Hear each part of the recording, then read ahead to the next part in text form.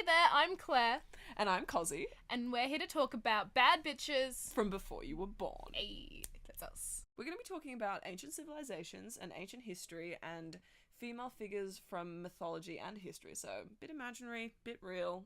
Specifically, Egypt today, but we're also going to be talking about Europe, Asia, even America. Mayan, Indian, Chinese, obviously, like ancient Greek's going to come in at some point. You know, just whatever we're interested in and what we think you're going to find the sauciest and the most interesting as well. The suggestion box is definitely open, and if you have anything in particular that you'd like to know more about, or maybe even any facts that you'd like to share, send us a message. Love it. We will definitely do shout outs. We both have loved this stuff for a really long time, and yeah, we thought it could be a fun little saucy thing for us to do is to get together and sort of screech about women and history and all the stuff we love. Women are understudied, so we're going to study them. We are. And we want you to study it with us. Exactly. Giving a voice to sort of forgotten parts of history. A lot of the time when you look at ancient history books, women are the footnotes, and I think what we're going to try and do is make women the primary focus and They're men the are the whole fucking book. and the men are the footnotes. Yeah. So strap in, because the next hour is dedicated to the women of Egypt.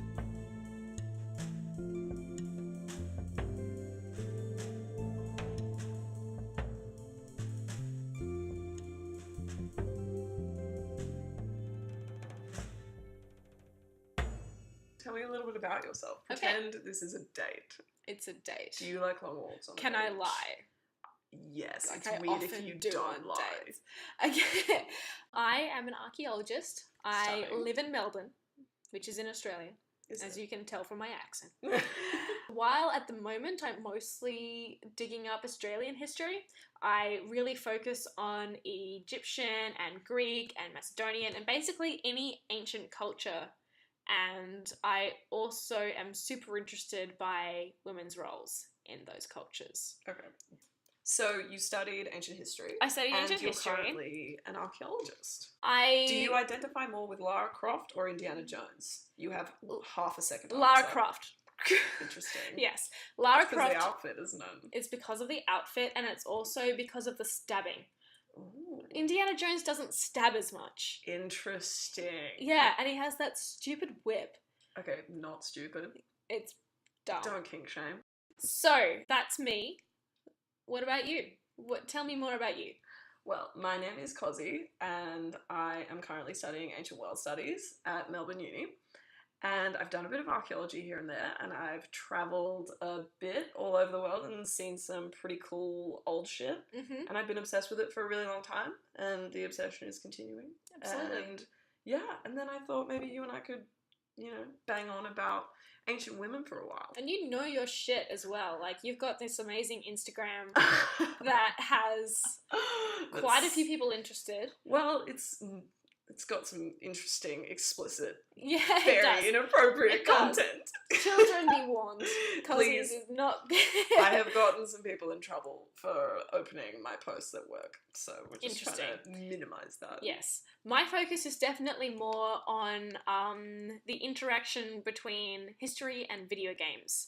So Fuck I'm more of a gamer, Cosi's more of a nerd, and Why, goddamn. and Say it to my face. it's good. It's good. We have different focuses. Bit of yin and yang. Bit of yin and We're yang. fucking with it. Exactly. And we're starting off with Egypt for obvious reasons, because Yes. it's incredible, and also it's one of Claire's very spicy areas of focus. Well, Egypt is the area that I did my university thesis on when I was doing my honours degree. I focused on Cleopatra and her time, and you're going to hear a lot more about that later. So let's talk about it. Let's talk talk about about ancient Egypt. Let's talk about the pyramids and the Sphinxes and the Mynxes. Yeah, The Sphinxes and robes. Mynxes. Ooh. So women's roles in ancient Egypt, I think, were most importantly characterized by how they were represented in the myth. Isn't that something that you've been looking at recently? Oh yeah. Okay. You know how I feel about mythology. Very important, very sexy, and more often than not, very fucking weird. Right. So let's start off with a weird one. Okay, so this goddess, her name is Nephthys. I'm probably not pronouncing that right, but we're just going to double down on that. So Please. it's important because one of the things I did was hieroglyphs. any pronunciation is fine because we really don't know how they Because pronounce they're fucking things. hieroglyphs. They didn't pronounce their vowels. What? So how do we know what they were saying? Oh my We God. can get some sounds like an e sound and an ah sound sometimes, but honestly, when you're talking about these ancient words, and this is coming from two ancient historians, pretty much any way you pronounce it that has the consonants right in Egyptian is probably correct. Exactly. Like, Yeah. it's probably very wrong, therefore it's all probably correct. Yeah. You know So what tell I me mean? more about Nephthys. Nephthys. How about I just pronounce the consonants like Nephthys. Nephthys is her official name. No. So Nephthys is one of the original 5 gods of Egypt, which is quite cool. Would we call her primordial? Don't know, but I'm into it. She was a protector of souls. I mean, should I use past or present tense? I don't know.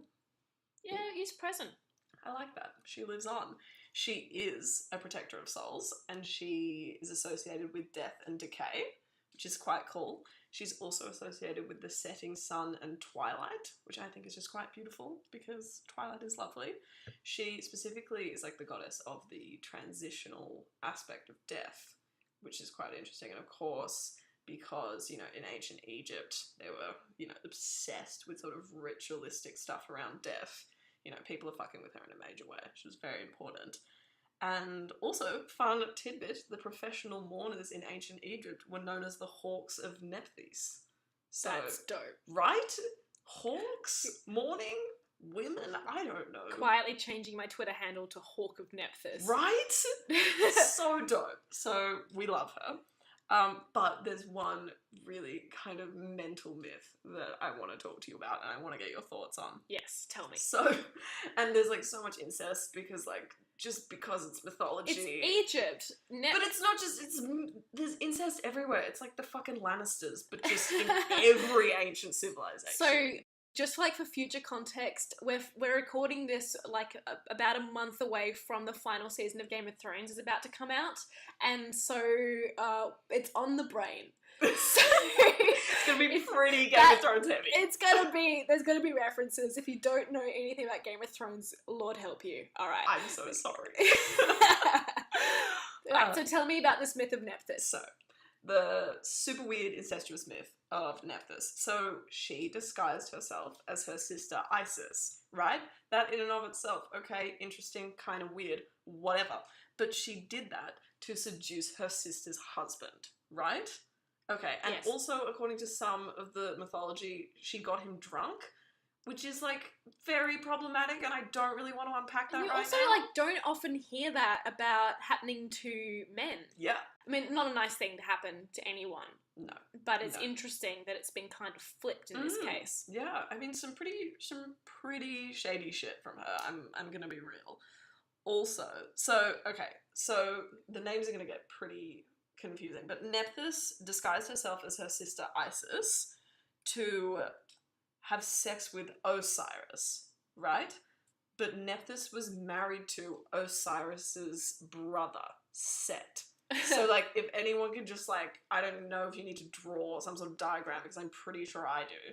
So, she slept with her sister's husband, whilst also, who is the same person as her husband's brother.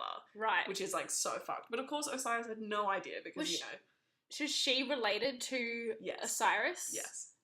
By blood or by marriage? By blood. They were all siblings, and I should have made that very clear at the beginning. My bad. But they're all siblings. So she's just fucking her brother, and then fucking her other brother, who happens to be married to her sister. Moving on!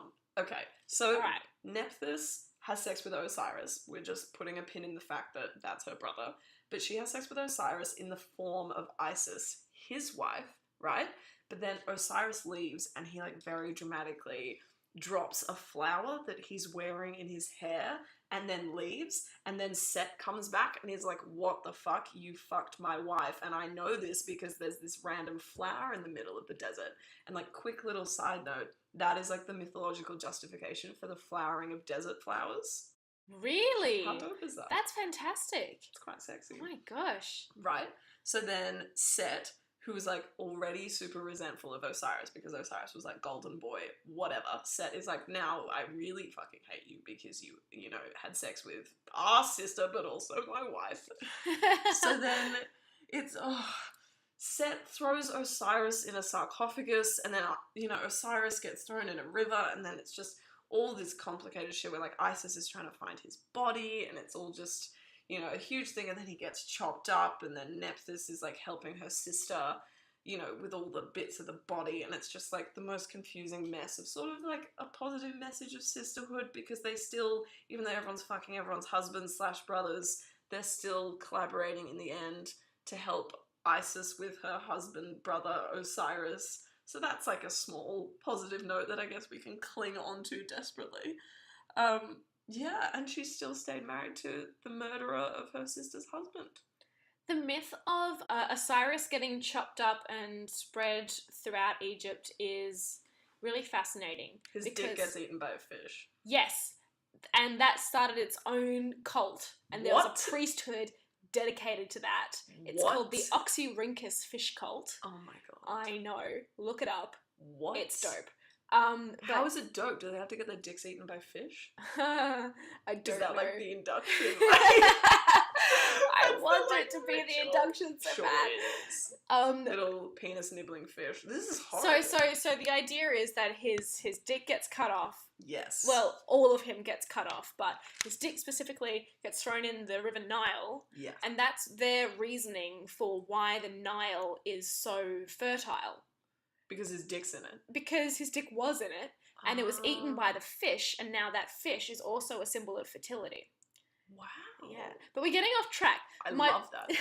I'm obsessed. My point is that the men in this myth are incapacitated, and it takes the women, two of them, who are, by the way, in the middle of a feud, working together to not only find all the little bits of Osiris, but wrap him up, turn into a bird and have sex with him. And then... But we just breeze past that. Let's not focus on that. Yet another thing we are putting a pin in. Note, Egyptian mythology is weird. But like... Yeah, so they wrap him up, they turn him into the first mummy, which is part of the reason why, I mean, also to preserve the body, but why they rationalised wrapping up the body, it was because... Give me those mythological connections. Absolutely. Give them to me. Well, I mean, Osiris was all in bits, they had to keep him in one piece, and the Egyptians believed that if you weren't in one piece, you were not going to the afterlife. That's part of the reason why Egyptians were one of the first people to come up with... What's it called when you have a replacement body part? Prosthetic. That's part of the reason why Egyptians were the first people, some of the first peoples to come up with prosthetics. Dope. Not because of any, like... Were they chopping stuff off? What do you mean? Why did they need prosthetics? Well, I mean, if something fell off or was injured and had to be cut off. Right. You would often find people buried with like a fake arm or fake toes. Oh, the whole wholeness That's thing. right. Gotcha. And there's also signs that those prosthetics were used during life. You get wear and tear on them, which could have only come from them wearing them in life as well. That's awesome. Which I think is pretty cool. But yeah, so that's one of the first myths of Egypt, one of the most primary myths. Where women are killing it and women are supporting each other. They're the people who come back and literally bring it all together. Literally. Amidst fucking their brother husbands, but that's neither here nor there. As a bird, yes. As a bird, in the form of a bird. So that's Nephthys. That's Nephthys, or Nephthys, which is how I'm going to pronounce it for the rest of my life. Yes. Also, just quickly, she was also known as the Lady of the Mansion and protected the head female of the house. Which is a bit of just a fun fact I've just thrown in just for you, Claire. Oh, thank you. My dear, you're welcome. So if you are a woman who is in charge of the house, and that, I mean, traditionally in a lot of cultures that has been the role, you would pray to Nephthys for protection, for guidance. Absolutely. All of that. Not the best role model maybe in terms of behaviour. Yes. We don't love incest and we don't love adultery. I don't Thank think you, Nephthys. The Egyptians didn't not love incest. No, damn. We've really touched on a... Yeah. Yeah, they did. You're right. They really did fuck with incest. They really did. I think I sort of like cognitive dissonance that. Well, I mean, a lot of them married their brother, and it was a way of keeping the lines pure. I mean, I'm gonna say it. Lannisters. The Targaryens. They got them from somewhere. Oh. They weren't the only culture that did this. Ew. Okay, so that's Nepthys. That is Nepthys. I really, really love her. And I also think that that whole the bonds of sisterly affection, despite Kardashian-esque drama, is phenomenal. Flawlessly put by you. Also extremely realistic. Yeah. I mean, my sister and I don't have that kind of relationship, but you see that all the time. Yeah. You have people have terrible fights. Holding that shit down. Yes, holding absolutely. That shit down. The love is there. Women supporting women. Absolutely. The ultimate thing that we're fucking with. Absolutely. For sure. Yep. Also, Nut is the name of another goddess that I'm going to start yelling about. I don't really and again, her this name. one's just Nit or Newt or Net or Nut or Newt or whatever. It does not matter. It's neither here nor Language is unreal. Everything's fake. Okay, so I really want to talk about the fact that her name is Nut. Yes. And that she swallowed and like regurgitated the setting sun every day and night, and her name is Nut.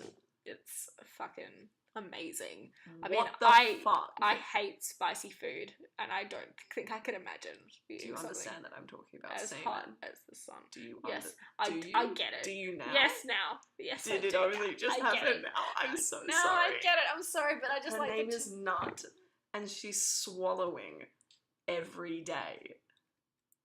Like, yeah. What the fuck? Yeah. But on a more relevant mythological note, she was a sky goddess and the goddess of heavenly bodies, which is another one of my favourite sentences, because who wouldn't want to be the goddess of heavenly bodies? Yep. Irrelevant how much you have to swallow. She was mostly depicted as a nude woman arching over the earth, which is very cool. So if any of you are listening, probably a grand total of 3 of you, but if any of you are fucking with Egyptian iconography, if you ever see like a sort of gigantic woman over everyone, it's kind of like nuts. It's like a yoga pose, I think. It so is. It's like downward dog or something. Yeah, but I like think. slightly flatter. Yes. Back. Flat dog. Flat dog is what it will be known as. Incredible. Yes. So that's a little bit about Nut, and then we're going to talk about the moo cow, aka Hathor, who is a bovine goddess, which is a pretentious way of saying she was represented as a cow. Frickin' cows. Frickin' cows. But yes. also they're quite sweet. I fuck with cows. They're quite like, you know, their faces, they're very gentle. So, her name is Hathor, yes. and she is represented as a cow, like a whole cow, but other times just cow horns, other times just cow head, whatever, you know, pick and choosing aspects of a cow. Absolutely. So that's her deal. She is the goddess of the sky, women, fertility, motherhood, and love. So all good things, all good, lovely, feminine things. We love her. But, of course, that's not all there is to it. So, in a similar way to the stories of Pandora and Eve, where it's essentially like, women are fucking terrible and they ruin everything, and I'm gonna send them to ravage everything because women are the worst, because we should never have power or agency ever. Yes. Right? God, right? Imagine what we would do with it. Imagine what we would do. It's almost like we would drink wine and start a podcast. Talking about history? It got too meta, man. It got too meta. So, she was sent as a distinctly feminine punishment, which is, you know, seen throughout a whole bunch of mythology. So she was unleashed by Ra, just like in response to the grossness of humankind, like valid from him, because we're pretty fucking terrible sometimes. But she was released in the form of Sekhmet, and she rains down absolute fucking terror and destruction for ages, and Ra is initially, of course, like, fuck yes, like, kill them all, like, I'm exhausted, like, by humanity, like, burn them all sort of vibes. Then all of a sudden, as all of the gods eventually sort of come to this conclusion of like, oh no, if all the humans are dead, who's gonna worship me, and who am I gonna stare at and, like, fuck with and whatever? So then he's like, oh shit, and then he orders Tenenet, the goddess of beer, to make this, like, especially strong beer, and also to dye it blood red, because Sekhmet is so bloodthirsty, she finds this, like, blood red beer, drinks it all, and gets absolutely shit-faced, and then wakes up as the benevolent Hathor. And that's her myth. I may have witnessed that at a bar one time. Incredible. Yep. Was it you? Was it you? I don't think... Have you ever seen me angry? No, but that's the thing that scares me. Exactly. Cheers. Exactly. Tink. To blood red wine. Yes. Beer, I guess, though, for them. Maybe I'm bloodthirsty. Also, do you want another weird story about Ra and Hathor? Yes. Another one? 100%. Tell me all the stories. This is kind of more fucked, though. And it's about Egypt. incest again. Yeah. So, Ra was so over the trial between Horus and Set, which we're not really going to go into because, it's about men and we don't care about them. But we also have limited time. But, so pretty much Ra is like really bored and over this trial. So he goes off sulking after he's been offended by the baboon god Barbie. Yes, there's a baboon god and his name is Barbie, and no, I will not go into it further than that. Shouldn't. But Hathor saves the day by showing her dad her downstairs, her vagina. She literally goes to Ra, who is sulking in the fucking corner, and like his arousal or whatever lightens the mood so much that he stops his strike, sulk thing or whatever. And you can bang on about how it's a metaphor for the balance of the feminine and the masculine all you want, but it's still fucked, okay? Humanity being attracted to our own daughters since 3000 BC. It's just, I am overwhelmed. And like, I guess we fuck with the element of surprise that sort of like broke him out of it. I don't know. And like, surprise! Surprise! Like, pretty much. So a goddess exposes herself to her daddy, and the baboon could not be reached for comment. So they mean their daddy or their daddy? Both. Oh, the God. horrible thing is that it's both. Oh no. I'm so sorry. Everyone who is not here in this room, Claire's head was just on the table. That's so depressed. I mean, that was sort of my goal, and I'm glad that we got there. When you're talking about ancient freaking myths, you gotta understand it's another world, it's another complete perspective, and the things that we think of as being normal and right were not necessarily thought of as normal and right by their standards.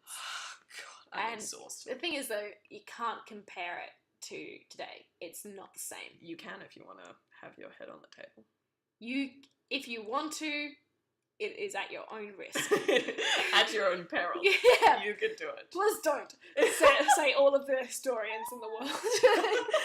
Okay, last one that I'm going to briefly screech about because absolutely tell me more. She's going to be your favourite. Thank you. She's going to be your favourite. I know she's going to be your favourite. You're going to fuck with her. Okay. So, her name is Bastet. Okay. That's her name. Very consonant heavy again. So, she is the goddess of women's secrets, domesticity, and cats. Which I love. She loves cats, everyone. She loves them. Yeah. So, her sort of personality characteristics is like the playfulness and sort of affectionate nature of like a little gorgeous kitten, and the ferociousness of a lion, and the sort of like protective, incredible, powerful elements of those sorts of cats as well. So she's quite a complex goddess, which is very cool. Especially when you look at lions. I mean, they're the ones that rack up the kills. They are the huntresses. Oh, hell yeah. You know, I saw that one time. When Yeah? I was in Africa. On Really? safari. Yeah. Bunch of lionesses just like eating everything and doing everything. Back to Bastet. Her name may be translated as the Devouring Lady, which is very cool. Mm-hmm. Very cool. We love that. And in terms of her iconography, she is sometimes represented with a litter of baby kittens, which is just the Little tiny warmongers. Exactly. Like imagine like just all these little baby lions. I'm imagining them with knives. I'm imagining just a bunch of kittens with knives. I'm always imagining kittens with knives, and I need you to know that. So at any given moment. At any given moment. So she is a protective goddess. Because she sort of has those characteristics that were very feline and very important back in ancient Egypt in terms of, you know, getting rid of vermin and sort of like being very lucky and auspicious to have in your household. And, you know, they are just very like clean and graceful and so on and so forth. So she, you know, everyone was obsessed with her, and she's very feline. She's quite sexy. I thought you'd really like her. I do. I love so her. glad. I love her. And I think it's really interesting how felines came to be worshipped in Egypt as well. We're going to take a little segue here away from ladies. Is that, I mean, felines, when you think about it... I mean, felines are pretty feminine. I feel like it's still quite on brand for us. Yes, it's true. Yes. Okay. Yeah, fair. So, felines hunt the pests, and the pests are the ones that bring in disease.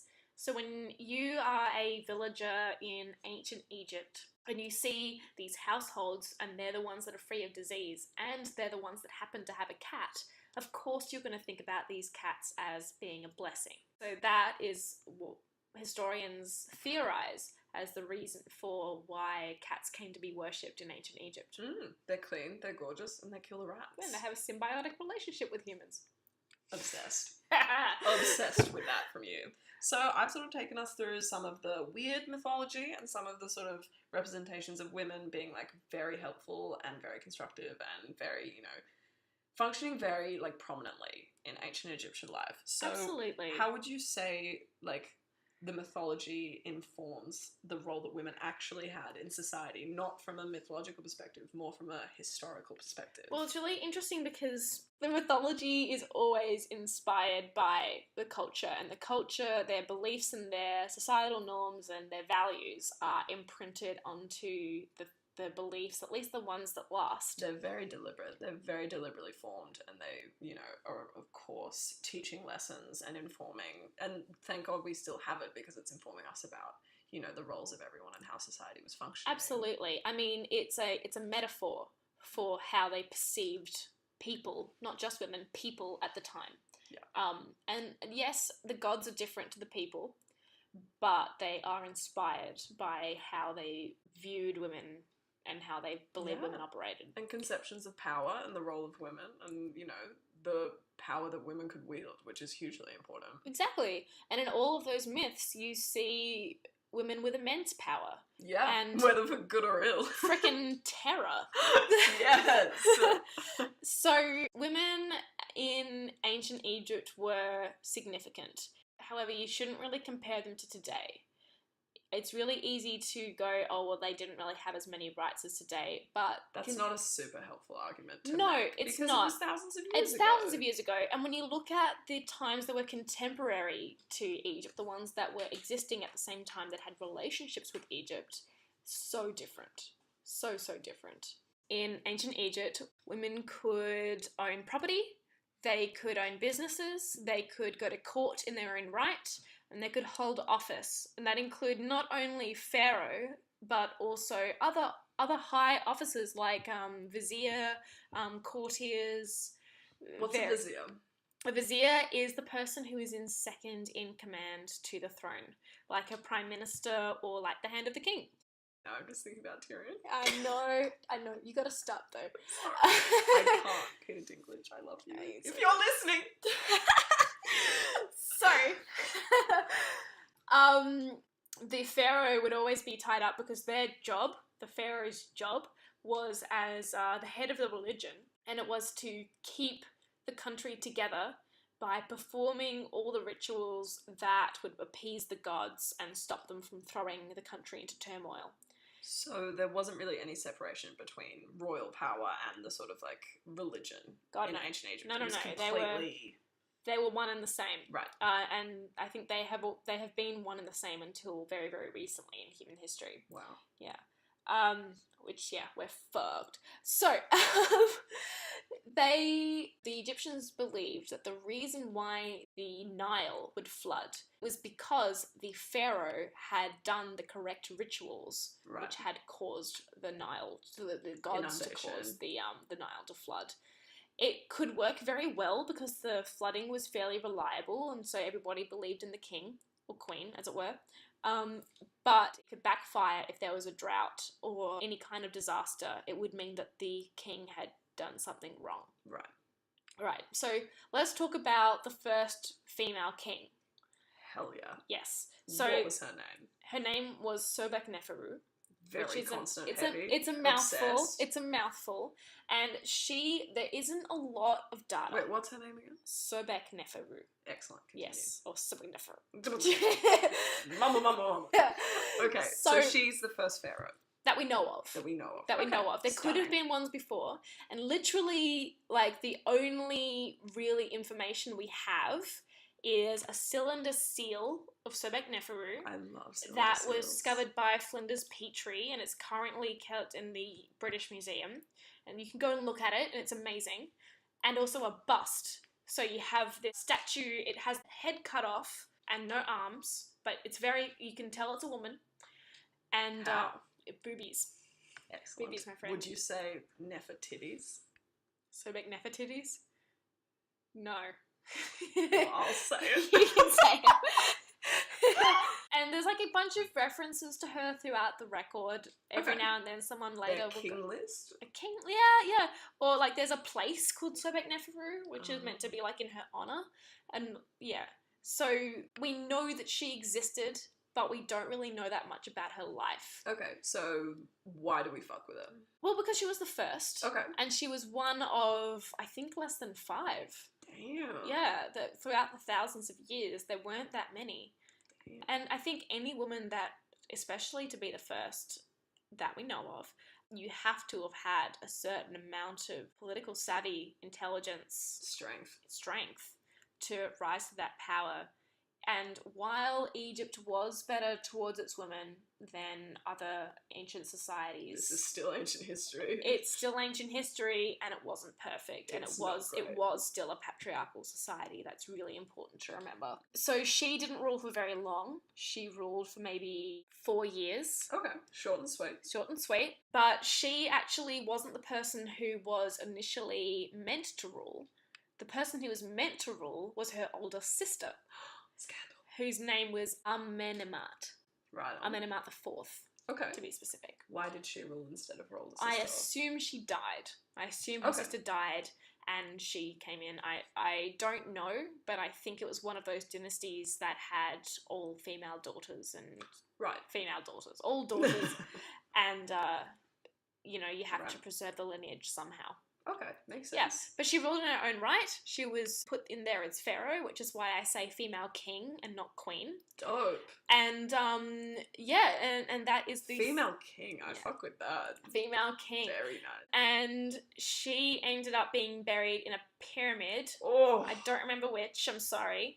And she... Just the fact that she was buried in a pyramid. Yes. Stunning. So she was 12th dynasty, so that's around 2000 BC. Perfect. Yeah. Okay, cool. So, yes. She's amazing. Who's another one of your faves? Okay, well, one of my other favourites actually has to be Nefertiti, which is a pretty common household name. I think a lot of people are going to know her, at least, if not by her name, then by the bust. That amazing statue, which was actually not ever something that was displayed in a tomb. It was found in a workman's cottage. And it could have been, and it could have been someone just like experimenting with different styles. Oh my god. It could also maybe be a fake, but let's not think about that. But it was found in a cottage during an archaeological excavation. I don't remember where, and it is phenomenal.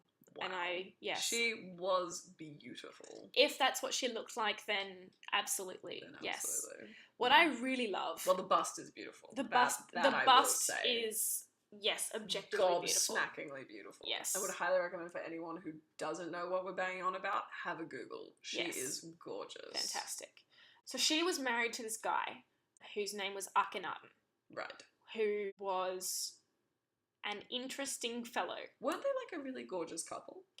Yes. He was really funny because he's the guy who changed the religion. People say he was a monotheist, which means only believing in one god.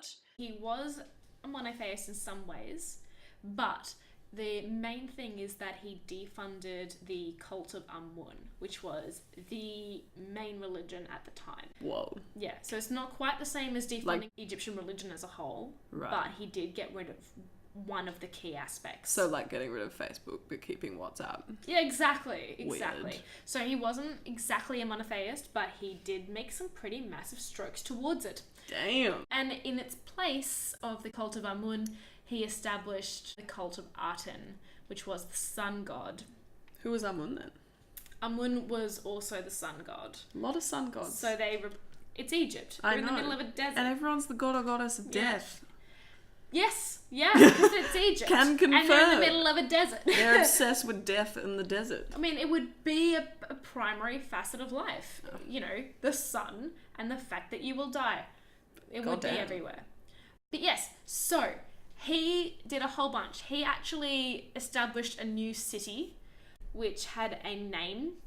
And name was... A word. A word. If not multiple words. And that word... It had letters. Was Amana. Ha! Yep. You got me there! A womana, more like. Hey, Because... Call back! I say more like a womana because before he did it, he basically created this inscription that said, and then I built a city. But before I built the city, I asked my wife Nefertiti if it was okay. And she said yes, so I built the city. I'm obsessed with their relationship. Most of his inscriptions are like that. He mentions her in at least half of them, and a lot of them are her giving permission for him to do things. He also had a whole bunch of daughters, and if you look at the inscriptions, it's pretty obvious that he adored them. They appear pretty heavily in a lot of the imagery of while he ruled. So we love him, yes. and we love his wife, yes. and we love his gorgeous daughters. His whole family was just #goals. Oh. But then he died, and his son to his second wife, because pharaohs had they had a harem. His son rose to the throne because patriarchal society. And his son, whose name was Tutankhamun, if that rings a bell, was like 8 years old and was basically run by Did Nefertiti marry him? No. Okay. No. I'm just assuming. She was like his stepmother, but she didn't marry him. Okay. So Tutankhamun married his sister, Ankhesenamun. What a name. His name is tricky to pronounce. Unlike all of the others. Yes, it's not awesome. Yes, but his mother is naturally known. It wasn't Nefertiti. She's only really known as the younger lady, and that's the mother is known as the younger lady. His mother. That's all we know about her. Interesting. And she's known as the younger lady. Oof, the side piece. Yeah, the side piece. I mean, how do you follow Nefertiti? Spoiler alert: you don't. Yeah. Exactly. And clearly no son of this younger lady could really, because he didn't rule for very long. He was kind of like a sub-note in history. Little footnote. Adorable. Little footnote, except for the fact that his tomb wasn't robbed because it wasn't important enough to rob. Damn. Yeah. I feel like you're throwing a bit of shade right now. I'm not a fan. I feel like you're something's coming out. He's not. Anyway. Let's talk about Nefertiti. It'll make you happy. I think that's pretty much as is interesting about Nefertiti. So she was represented beautifully. She was represented beautifully, and she basically ruled through her husband, who clearly admired her. What a gorgeous ally. Right. #not all men.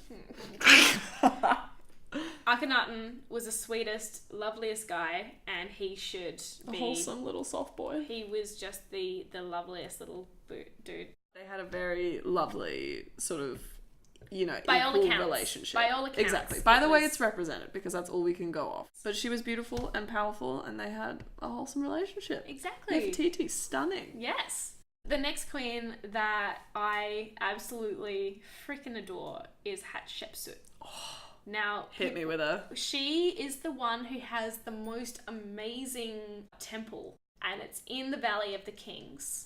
And it has the most amazing architecture. It's really identifiable. Anybody listening, please just Google Hatshepsut and Google images. And we'll probably attach some pics when we Yeah, start screaming absolutely. about this. So she was the 5th pharaoh of the 18th dynasty. So she was a pharaoh. Was she like a female king, or was she a queen? She was female king. Female king. Okay. So pharaoh is their word for king. Great. But it wasn't... In English, it's identified... Is she the one that dressed in drag? Yes. Yes! Yes, she is. But yeah, like all pharaohs had to dress like that. It wasn't a gendered thing. So when she... But nonetheless, it was kind of hectic when a woman did that, right? It was very rare. Absolutely. So in English, king and queen are gendered.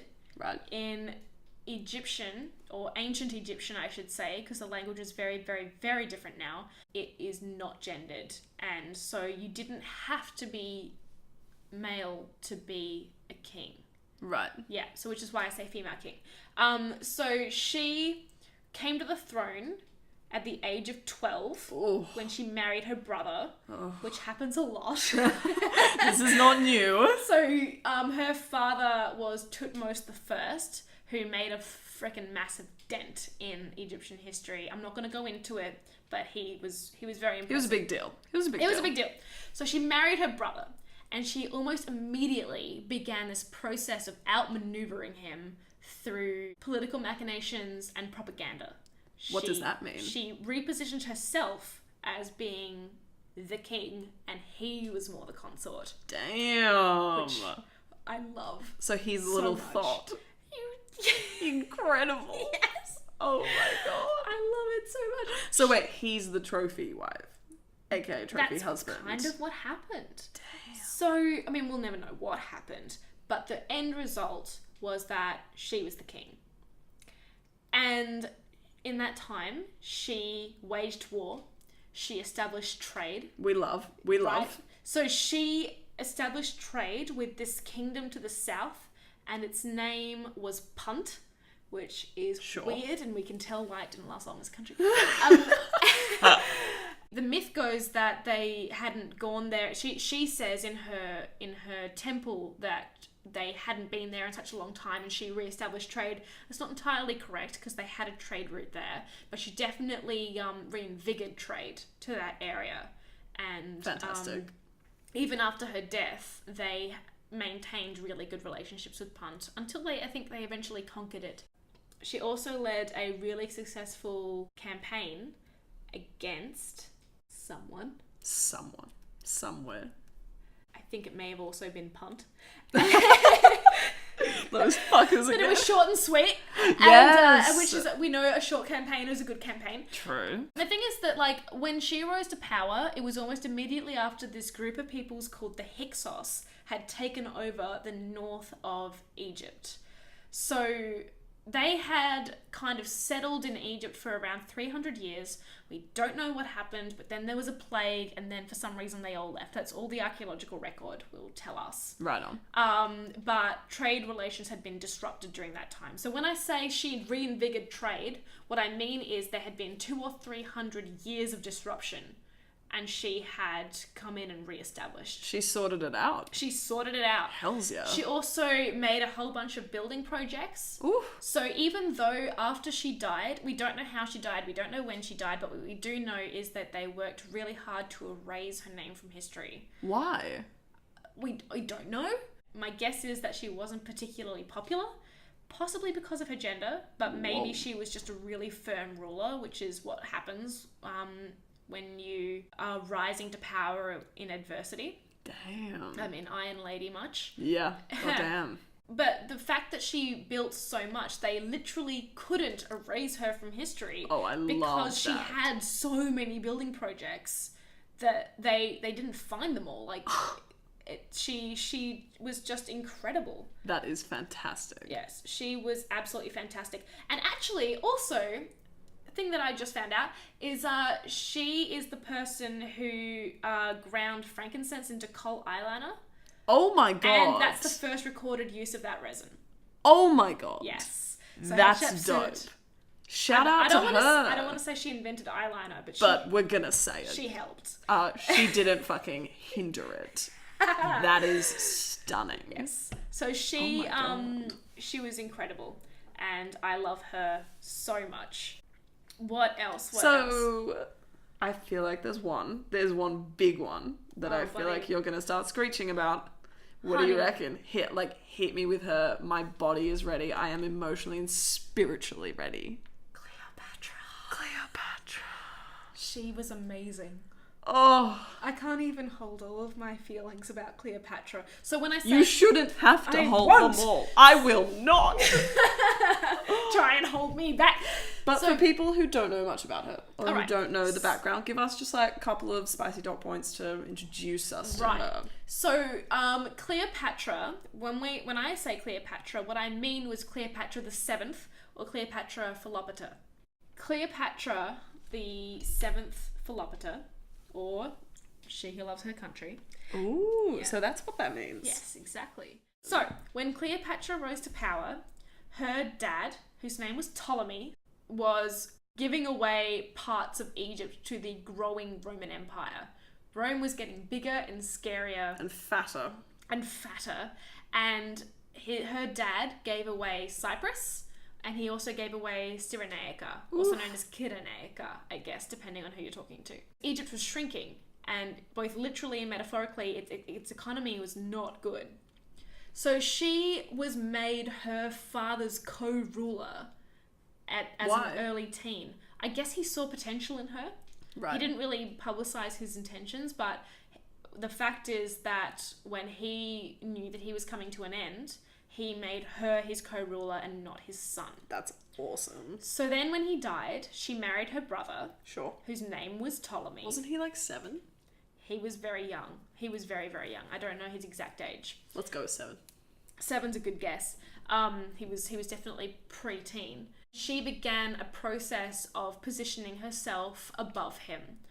She put herself on the most important side of the coin. She would sign documents as just her. She wouldn't put his name on it as well. They were not co-rulers in her mind. People didn't like that.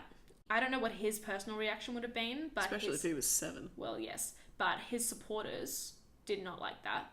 And I'm gonna skip past all the boring political stuff. There was a few things with them having a colleague or an ally who she wronged and blah, blah, blah. But anyway, she eventually becomes pharaoh with the help of Caesar. And while she's pharaoh, she created this economic turn where everything suddenly got better. She reinvigorated it. She put less of a silver content in her coins, which means more coins, which means more trade, which means being able to spread the wealth more evenly.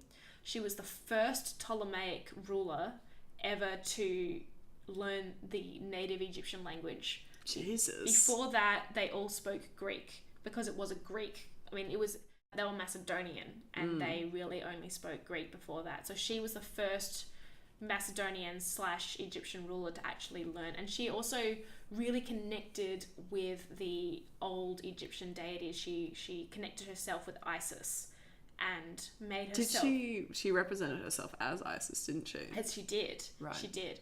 And she also re-established the old dynastic religious beliefs. Oof. So she did absolutely everything right. What happened with her and Caesar? Just quickly. Oh, that's a story. Yeah. Just give me a little bit. I don't know if I can So Caesar, he had his own thing going with Pompey. He had this massive battle. Pompey loses terribly because, of course he did. Because Pompey... And he runs away and he runs to Egypt, where Ptolemy and Cleopatra, who are siblings and also married, are in the middle of this civil war. So when Pompey lands in Egypt, Ptolemy gets to him first and beheads him. Oh. What Ptolemy didn't know was that Caesar was in the midst of graciously forgiving all of his enemies, of which Pompey had been his biggest. And he was really, really looking forward to graciously forgiving Pompey and having him be part of his government because he knew what an effective ruler Pompey was.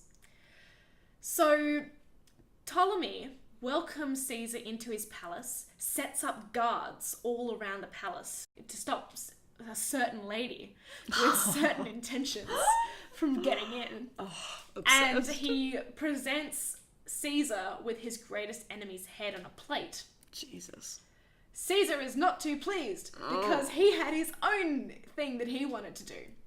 Meanwhile, Cleopatra, not being able to get in, has herself wrapped in a carpet and delivered into the palace in secret. Oh my god. So basically what you have happening is Ptolemy presents the head of Pompey to Caesar. Caesar says, "What is this? I don't even want it." And then Cleopatra slides in saying, "Hello, it's me." I I just imagine her naked falling out of this unrolling carpet being like, yeah, Ptolemy fucked up. What's good, Julius? Exactly. What is good? Oh. She was amazing. She knew exactly what to do and say, and honestly, everything fell right in her lap in that moment.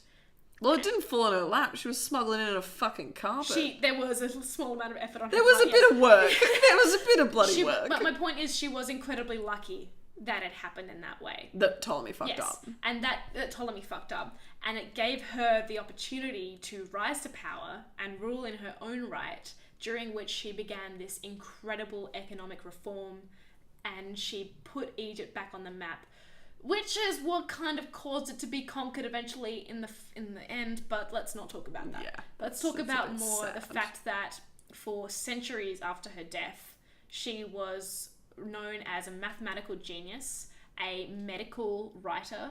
She was... Oh my God. Yeah, she was amazing. Incredible. And the only reason why we now think of her as the stereotypical temptress is because of the propaganda that was being spread by Octavius when he was trying to come to power.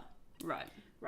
So he put it as, look at this woman, she's tempting our amazing Antony away from us, and she needs to be punished, and she's so, like, she's bad, blah, blah, blah.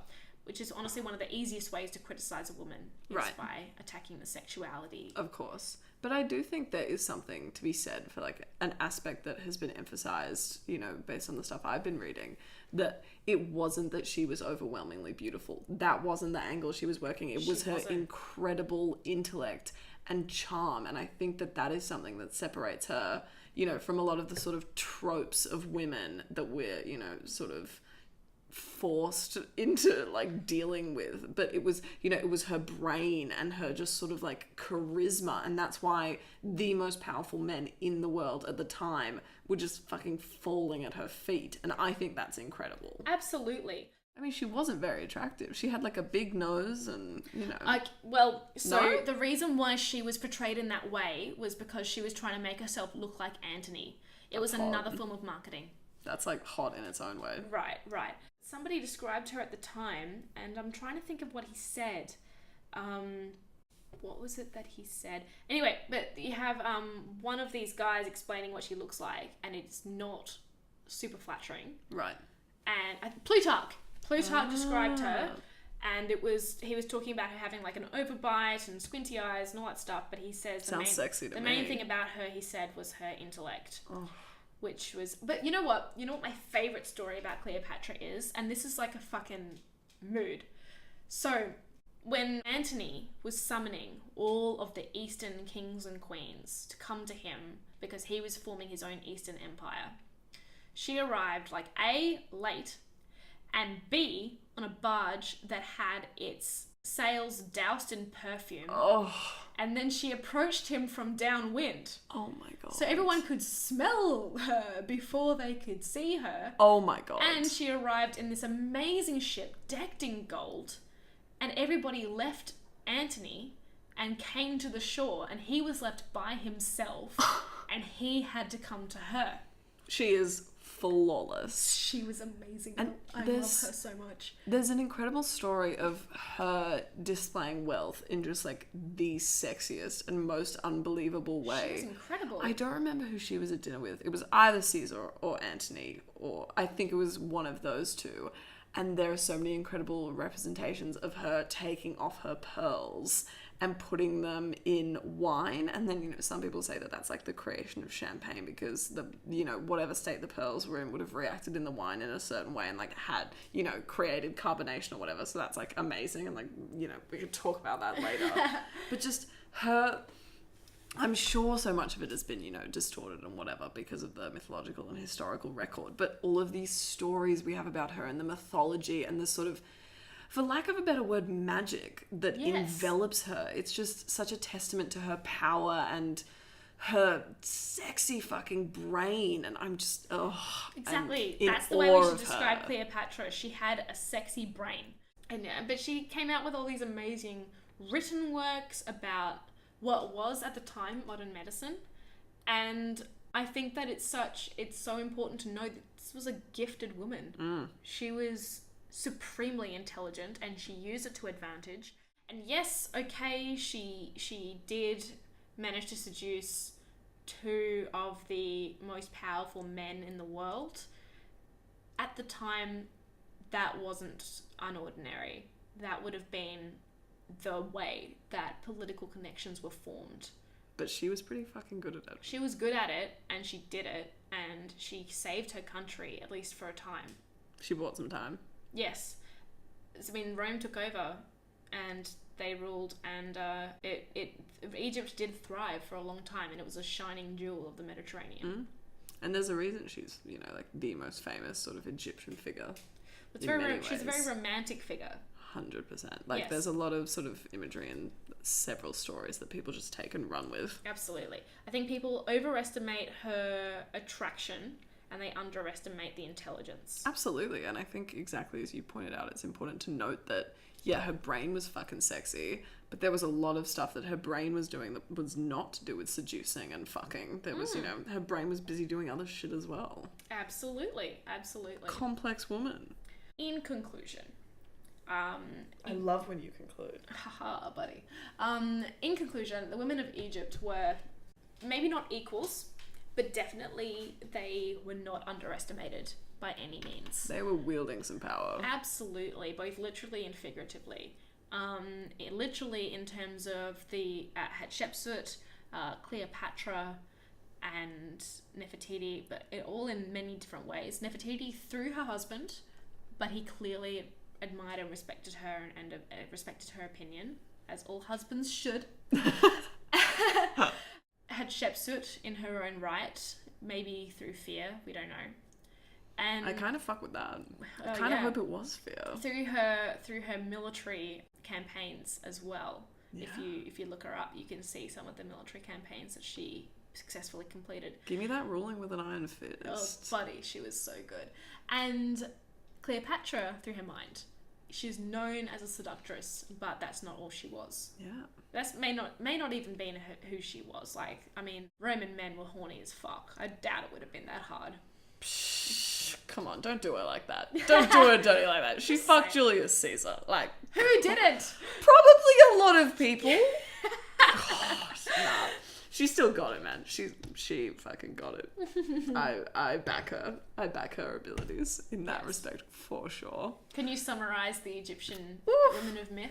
Well, the few that I chose with you in mind because I thought you'd find them quite sexy and quite intriguing. You know I do. Bastet. I mean, the feline one, I knew you'd fuck with. But as with, all mythology, there are, incredible lessons and they provide like very, very, very, very valuable insight into the society at the time and how it was operating and how they understood the role of women. And what I think is very, very cool is that, the goddesses have a very protective function. And I think that is an aspect of femininity and of feminine power that, there's a sort of resurgence in reclaiming. It's less like, oh, femininity is bad.